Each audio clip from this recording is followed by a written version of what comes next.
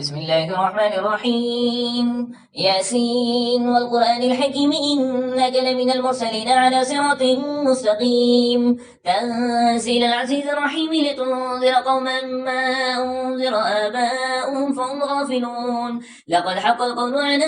أكثرهم فهم لا يؤمنون إنا جعلنا في أعناقهم أغلالا فهي إلى الأذقان فهم مقمحون وجعلنا من بين أيديهم سدا ومن خلفهم سدا فأغشيناهم فهم لا يبصرون وسواء عليهم أنذرتهم أم لم تنذرهم لا يؤمنون إنما تنذر من اتبع الذكر وخشي الرحمن بالغيب فبشره بمغفرة وأجر كريم إنا نحن نحيي الموتى ونكتب ما قدموا وآثارهم وكل شيء أحصيناه في إمام مبين واضرب لهم مثلا أصحاب القرية إذ جاءها المرسلون إذ أرسلنا إليهم اثنين فكذبوهما فعززنا بثالث فقالوا إنا إليكم مرسلون قالوا ما أنتم إلا بشر مثلنا وما أنزل الرحمن من شيء إن أنتم إلا تكذبون قالوا ربنا يعلم إنا إليكم لمرسلون وما علينا إلا البلاغ المبين قالوا إنا تطيرنا بكم لئن لم تنتهوا لنرجمنكم وليمسنكم منا عذاب أليم قالوا طائركم معكم أئن ذكرتم بل أنتم قوم مسرفون وجاء من أقصى المدينة رجل يسعى قال يا قوم اتبعوا المرسلين اتبعوا من لا يسألكم أجرا وهم مهتدون وما لي لا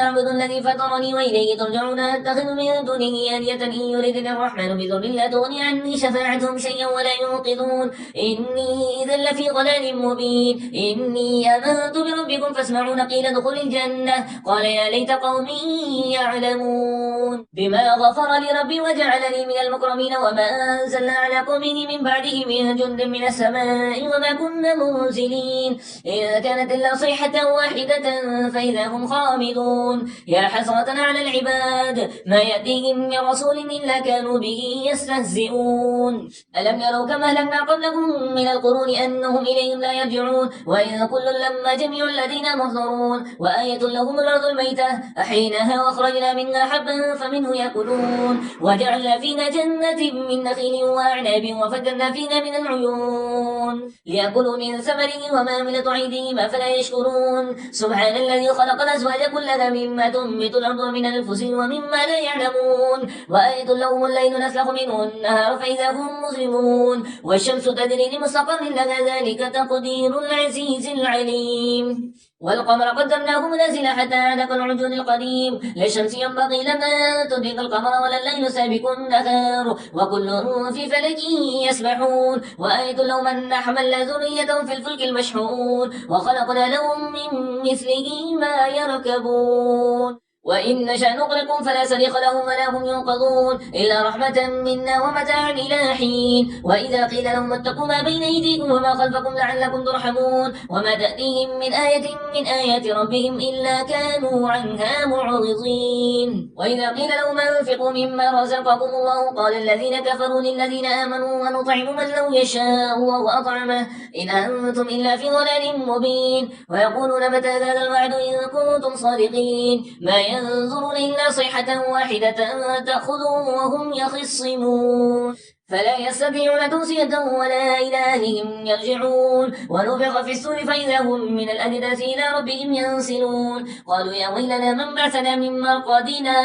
هذا ما وعد الرحمن وصدق المرسلون إن كانت إلا صيحة واحدة فإذا هم جميع لدينا محضرون فاليوم لا تظلم نفس شيئا ولا تجزون إلا ما كنتم تعملون إن أصحاب الجنة اليوم في شغل ساكبون هم أزواجهم في ظلال على الأرائك متكئون لهم فيها فاكهة ولهم ما يدعون سلام قولا من رب رحيم وامتازوا اليوم أيها المجرمون ألم أعهد إليكم يا بني آدم لا تعبدوا الشيطان إنه لكم عدو مبين وأن اعبدوني هذا صراط مستقيم ولقد أضل منكم جبلا كثيرا أفلم تكونوا كنتم تعجلون هذه جهنم التي كنتم توعدون اصلوها اليوم بما كنتم تكفرون اليوم نختم على أفواههم وتكلمنا أيديهم وتشهد أرجلهم بما كانوا يكسبون ولو نشاء لطمسنا على أعينهم فاستبقوا الصراط فأنى يبصرون ولو نشاء لمسخناهم على مكانتهم فما استطاعوا مضيا ولا يرجعون